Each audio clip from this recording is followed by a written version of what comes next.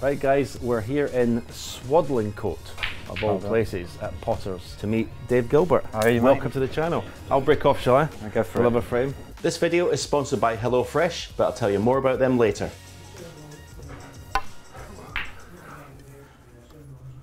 I never got a win over you, so I'm hoping this is the one, mate. Are you putting much practice in just now? No, I've literally just started practicing again. Right, Championship playing League, in is it? Championship League tomorrow, so Just, Ali Carter the other day, he was the same. Yeah. Oh, look at this. Yeah, so you've literally not picked up a cue since the World? Just hitting balls now and again, but nothing crazy. Right, just trying to be in the gym. Right, okay. Ate a bit too much. Got to lose a bit of weight. Doing again. a lot of that, aren't you? Yeah, I've been loving it. Is that something that you literally just started, or is it? Yeah, well, struggling a bit, and then my mate Andy come over. Right. For the Worlds and that, and he just got me in the gym non-stop. Right. So just trying to keep with it. Like, feel much better when I'm a bit slimmer. And was that like, so that was for snooker as much as anything, as much as like health and everything, that was for snooker? Definitely. I mean, obviously I needed to do a wee bit. I've been doing a little bit when I've been in China, and I suppose if you feel better, you're going to play better, aren't you? Yeah, no, I definitely feel better playing snooker when I'm skinny, shall we say. Feel more comfy in my clothes, so I knew I was putting a bit of weight on. The waistcoat gets tight, that's a telltale sign, isn't it, the waistcoat? Can't afford the new clothes all the time. So what is it you're doing in the gym then? I just mainly do weights really, so just simple stuff, just trying to lose a bit of body fat and put a bit of muscle on. It can, it does affect your cueing if you leave it a bit, but once you get back into it, you're all right though. But are you doing like stretching? Because I'm seeing you. Obviously the cameras. I'm working on TV, and you're doing all this. But what is it you do? Because I like just try and get loose. Yeah, it's up over my head and all that. And I mean, I can't. Where does it go? I don't know if I can. There you go. You mastered it, mate. Keep going. You're there. That's not bad. Okay. Yeah. Just to get loose. Because me and Steve Davis were in the studio one day, and the cameras obviously were backstage, and you were doing it. We were like, cool. Remember when we used to be able to do that? No, I like to do it. I used to do it when I was like in the 16 a few years ago, playing all right. I did that stuff all the time. Just feel loose going out into the match. Some people like to hit balls. I just want to be relaxed and stretched out. Well, I mean, you've got to be relaxed, because I mean, we could hear the music like about the other end of the arena in your dressing room. You were singing and everything. Yeah. That's not something you used to do, is it? Got to crank it up. Was like a rave going on in your dressing room? Yeah, some like to hit balls. We were just trying to chill out and have a laugh, really.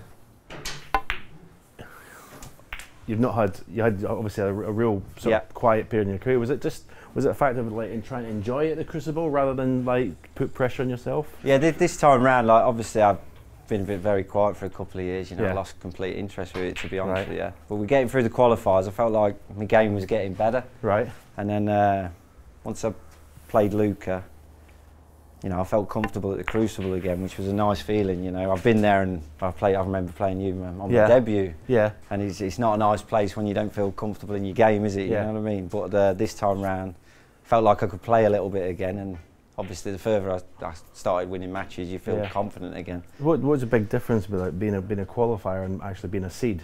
Is there less pressure or less? Yeah, definitely less pressure. I think. Yeah, there was zero pressure. To me, I was just trying to get through the qualifiers and like save my ranking almost. Okay. Going forward, because I'd enjoyed hitting balls again. Andy'd got me playing and practicing hard again, which has been something I hadn't done for a long time.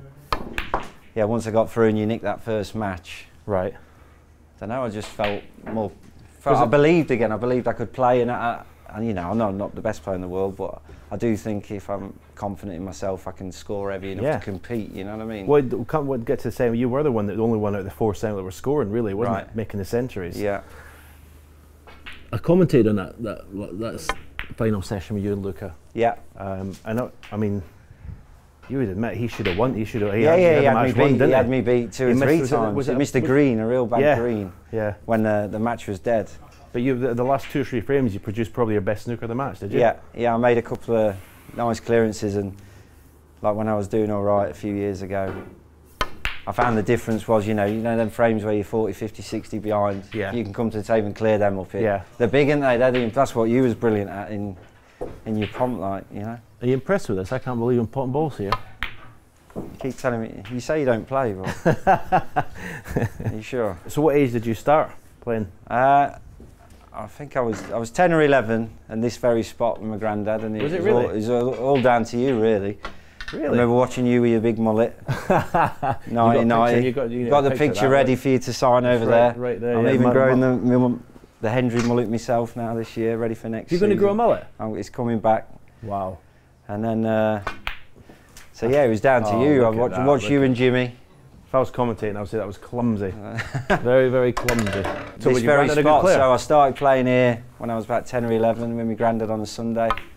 Was he a good player? My granddad, no, just whacked him about. I used to just sit there, to be honest, and watch him and my Uncle Mick play on a Sunday. And they'd hardly level it, and just let me have 2 or 3 shots. Okay. And then my dad kind of bought me and my brother a little pool table to stick in the garage. Yeah, same. I just stuck some snooker balls on it. Right. You know, I was never interested in pool. Right. And I just tried to copy. Well, I don't think I cued much like you, but I tried to copy you, to be honest with you. I thought you were the nuts, so he's the man to follow. I mean, I was pretty much the same when I started. It was like I started by watching videos, recording videos of other players, and trying to play the shots that they were doing. Yeah. I mean, so you didn't have a coach as such in the beginning? No, there was obviously 2 or 3 guys who helped me out from I was very young. Troy and Darren were sat over there. Ooh. So I'd just try and play with better players all the time. Right. You know, I was just picking balls out mainly. Is this an area for is there a few players around here you could play with, or? Back in the day, the amateur scene was big. You know, the local leagues. There was a lot of good club players, amateur players. But there was a lot of comps. You know, Willie Thorns in Leicester. We was always over there in junior comps or something. I think that's a big thing with that. What changed in snooker when they opened it up was the amateur game suffered, I think. Did you do pontins and stuff like that? Yeah, I did the pontins, all the internationals and things like that. It's a shame because it has pretty much died, isn't it? Yeah. You know, Malcolm Thorne, he was an absolute legend for the juniors and amateurs. I think there should, you know, there should be a big comp named in his name for what he did for all the amateurs. Yeah. Your Maguires, Murphys, it was all at the junior comps when I was there. Yeah. Well, I mean, I remember going to the Willie Thorne Snooker Centre when I was, you know, a junior. Yeah. To playing a lot of things. And did you go there? Did you? Yeah. I remember playing. One time I was trying to play, and it was about 14 or 15, and Willie come in. Yeah. Like swagging, looking like $1 million. Yeah. I had a couple of sessions with him on that table. Yeah, it was the biggest pockets I've ever seen in any practice table in there. Just, I could never play on it. Really? I could never play on it. I loved playing on it because it was like, oh, you're playing on Willie's table, you know. But it was mega tight to me. Was it? Yeah. I used to think it was because I thought, well, no wonder you made all these 147s. Right.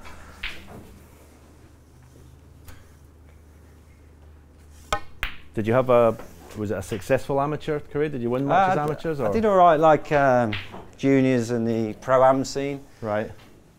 But my biggest problem was it went to like a challenge tour thing, didn't it? And I to become a pro. And I missed out a couple of times by one spot. It was top 20 the one year when Selby's, your Murphys, Maguires got through. Finished 21. Right. Next year it was top 8. I finished 9th. And then I just kind of gave up with it all for a bit, you know. Right, obviously I lost the plot a bit and did other things and enjoyed myself.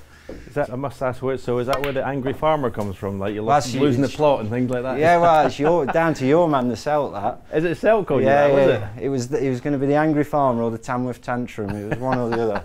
Well, I mean, were you a farmer?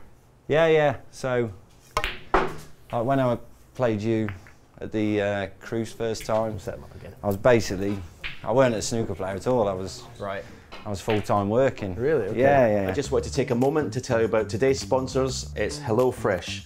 It's a food delivery service which allows you to customize your own boxes with top quality ingredients, and it's all pre-portioned for easy use. HelloFresh are offering you 60% off your first box, plus 20% off the next 2 months, and free desserts for life. So I've customized my HelloFresh box, and it's full of Asian food, of which I'm a huge fan of because I spend a lot of time in Asia. But today, I'm going to cook the Beijing style chicken and pak choy stir fry because I'm off to China tomorrow.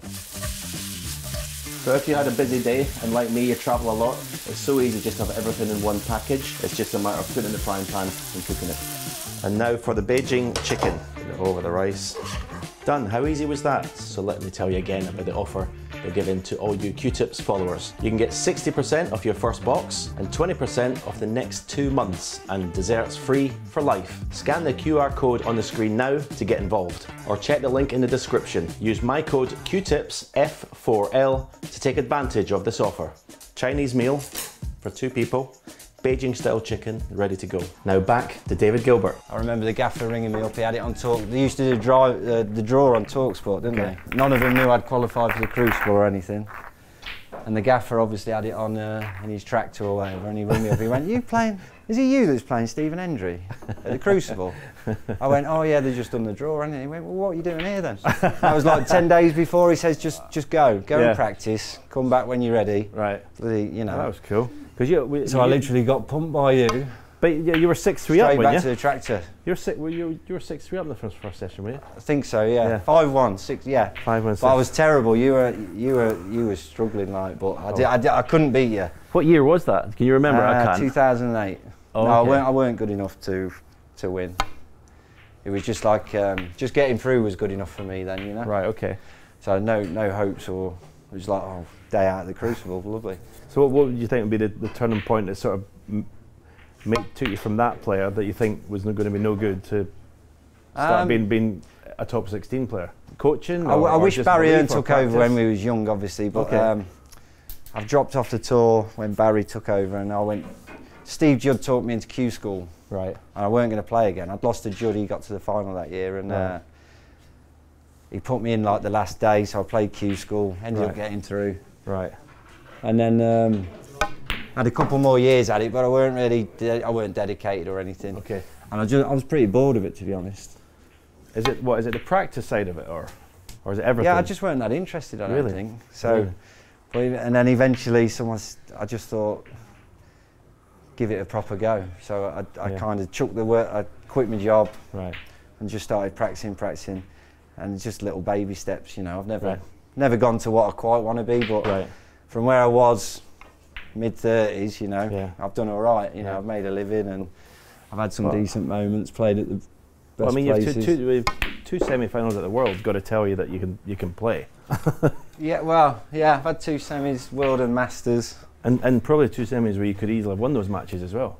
Yeah, I was definitely in them. You know, it's not as if you got to semi-final and like folded under like one table. You probably played your best snooker there. No, well, it's an amazing place. When I lost to John 17-16, I thought, well, that's my only hope. But I was kind of all right with that one. I felt more confident this one, even though my game had totally gone. Right. I really thought I could win it this year. You know. I mean, listen, you got to semi-finals, and with no disrespect to people that were there, Karen was obviously favourite, only 16, but it was anybody's, wasn't it? Yeah, it was. It's obviously once Ronnie goes out, everyone thinks Ronnie's going to win it. Everyone thinks they got a chance, you know. But I was always all right with that because Ronnie was in the other half to me, and I thought, well, if I meet him, I'm doing all right. It doesn't matter. Nothing to lose. Everyone's talking about how tight the pockets were. Did you agree with that? I don't think they was mega tight, but I think they was fair, you know. Because, like, as I say, you were the one that was scoring, doing all the scoring. Like, you see balls down the rails, I think you've got to hit them properly, you know. Well, I think that's star tables in a nutshell, basically. The middles are mega tight. Right. I think they've always been tight, the stars.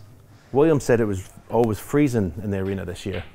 I never really noticed that, to be honest with you. It does differ in there, doesn't it? I did say it, I said you would. I always find in the morning the tables play mega heavy. I do feel it changes through the day in the cruise. Right. What was it like in your... Did you notice things like that? I didn't notice, I certainly didn't notice it being really cold at the Crucible. But yeah, you would I don't know. I think because of like the difference of the cloths these days, I think they're very like temperamental. Yeah. I think the difference in atmosphere changes them a lot more than they used to. Yeah, big time. I really struggle with the heavy. If they go heavy, I'm a million. Right. I hate that. I can't. You know, when I see like your Ronnies and that, he plays on anything. Yeah, yeah. Well, I mean, he's the best I've ever seen at adapting to any. Yeah. I mean, if it's heavy tables, cushions bouncing, kicks, you'll never see him moan about it. Never, he just gets on with it. Yeah, just adapts. It's impressive, to be honest with you. Yeah. Your technique, I would imagine, is the way why you don't like heavy tables because you got the big long cue action, and sometimes it's like I like to time it. I can't hit it hard enough sometimes, almost like you got to whack it. Yeah, I struggle. Whenever we used to play tournaments in the Far East, heavy tables, I always struggled. It can be like that a lot in China. It's just the aircon, isn't it? Yeah, Thailand was the worst. I mean, it was just so heavy. I mean, I struggled to screw a straight bloody black back to the cushion. Because you were like mega long with your cueing, because obviously I tried to copy you, to be honest with you, and then you went mega short. What was that all about? You know what, like, I mean, coaches just do your heads in sometimes. Yeah. I mean, my first coach was Frank Callan, who introduced the pause in the backswing. And to be honest, it did help my long potting a lot. I could pot long balls, but I could pot them more consistently. And so I got, because I was always quite like that when I first started. Right. And then Callan taught me to come back, weight at the back kind of thing, and then that's all good. And then I was starting to decel a lot with a long backswing. Right. And then I went with Terry Griffiths, and he shortened me right up. Yeah, you went basically short at one it kept quite tight and quite short. But and then you didn't look the same to me, like. Doesn't feel the same. Doesn't feel the same. I mean, I got to number 1 and I won tour, but it didn't give me like satisfaction. The strike of the ball.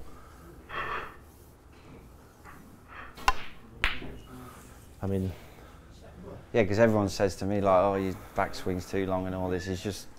But when it works, it's beautiful. But right? I mean, it looks amazing. I tried to go short of the one. It's impossible. Like, I don't think you lose could, too much feel. Yeah. I did see what I can't remember which tour it was. You were here on a blue, and the blue didn't reach the pocket. Right. And I thought that's exactly what I was doing as well. Yeah. It's like horrible. Flicked at it or something. But when you're playing well, it's the best thing, because you know you're just letting the cue do it. Yeah, it's all feel like. Yeah. But I think most of like your Ronnie's in that are quite long now. I think. Yeah, I mean Ronnie's backswing is back to here. Yeah. With every shot, whether it's a soft shot or a. Like Murphy, no one hits it better than him. He's pretty long. Yeah. Higgins, although Higgins' bridge hand is in a lot closer. And you obviously, I mean, you were a big sort of sight right guy. I mean, I don't want to go into details why you're not anymore. Yeah. But I mean, do you still use that method, or is it, or? I thought the sight right thing was very good. You know, I enjoyed working with Steve and all the rest of it, and I wouldn't know if I'm bang on line, as he'd call it. Yeah. Well, I would. I mean, I've done quite a lot of stuff with him, and I think there's definitely a lot in it. No, he definitely. I just don't put enough time into it to make it work. Yeah, it's definitely something you need to practice with. And a lot of it, you know. And I'm not doing any disrespect to Stephen. A lot of it, and I've told him that a lot of it still goes over my head. Right. Because I just play the game naturally. Yeah. Because if someone wanted me to coach someone, I mean, I'm looking at you now. I wouldn't be able to tell if you were offline or offline. I wouldn't have a clue. Yeah, I like to know I'm square to the shot. Right. So that was the biggest thing with me. Right. Luckily for me, Andy, who's still helping me. Yeah. He knows what I'm after, so we're still like working on little bits. Okay. But I definitely do think sight right is a good thing. Yeah. I'm not saying it's for everybody. I don't think it's for everybody. Listen, there's absolutely not. Absolutely not. But I do think it's definitely got something.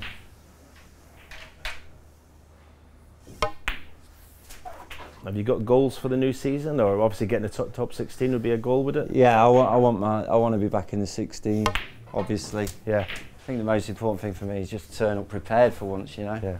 Just turning up to tournaments, not practice, and that is no good. You can't enjoy it, you can't play, you can't compete. Yeah. Like just winning the odd match was just too boring for me. Yeah.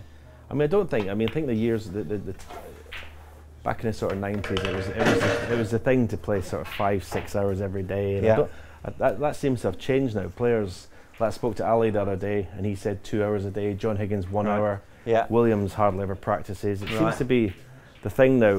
If you're going to practice quality more than quantity. Yeah, definitely. I do think I need 3 hours a day on my own solo. On your own, not playing against someone solo. Yeah. Well, now I'm like back enjoying the game a little bit. Yeah, I don't mind the graft again. Okay. It's just routine with me, like a daily routine kind of thing. Well, if you're going through the motions and you hate practicing, you're not going to do. Yeah. Yeah, you can't do it. No. Like the couple of years where I just didn't really play, I just couldn't. I'd get the balls out, do a tee, and that would be me. Yeah. As you kind of, I need to be strict with myself. My mind does tend to wander. Yeah, I think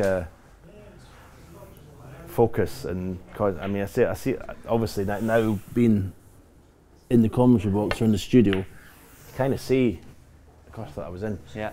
You kind of see sort of focus and that draining from. Yeah, I think that's where being fit helps me definitely. The concentration thing.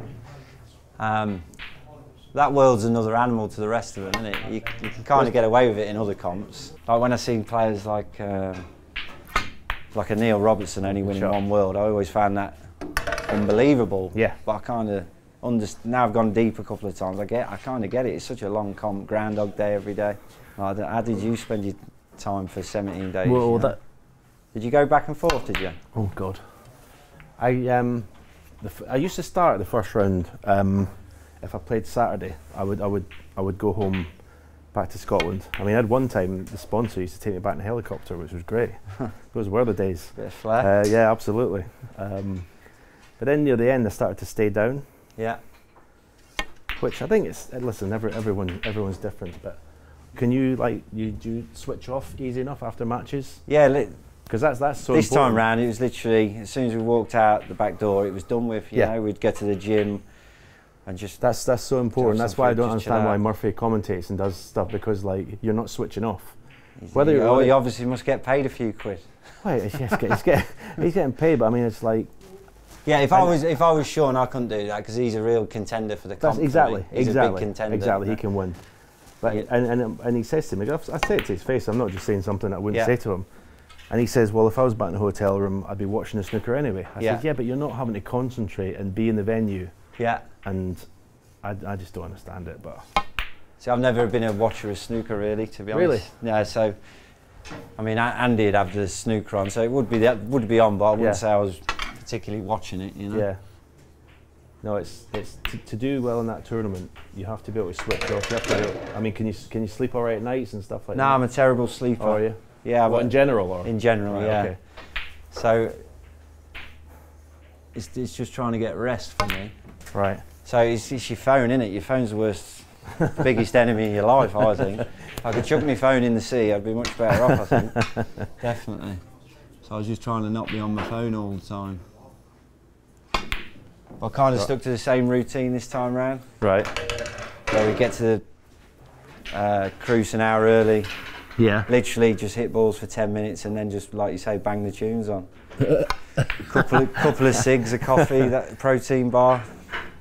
Whereas a lot of people like to hit balls before they go out. I'd never be that guy. Right, okay. It's just a couple. No, I mean, I was literally when I got to you would get to the venue about half an hour before. Yeah. Literally 5 minutes on the table and then sit in the room. I mean, I wouldn't have noise, I'd be quiet, I'd be sitting reading a newspaper and I'd have nobody in there. I couldn't have anyone with me. You wouldn't speak to anyone, I couldn't have anyone in there. Right. So another thing, it's completely different, but as I say, it's each to their own. So you got the Championship League. Do you enjoy that one? That's a whole day of matches, isn't it? Yeah. Championship League, yeah. Yeah, I think the matchroom events are always all right. You know, you looked after, you got plenty of snaps, so it was all right. And then the British Open's the first one, is it, for you? Yeah, I'm not sure when it was. I think I got qualifiers at the end of July for China and stuff, so, you know, I missed a couple of events in China last year.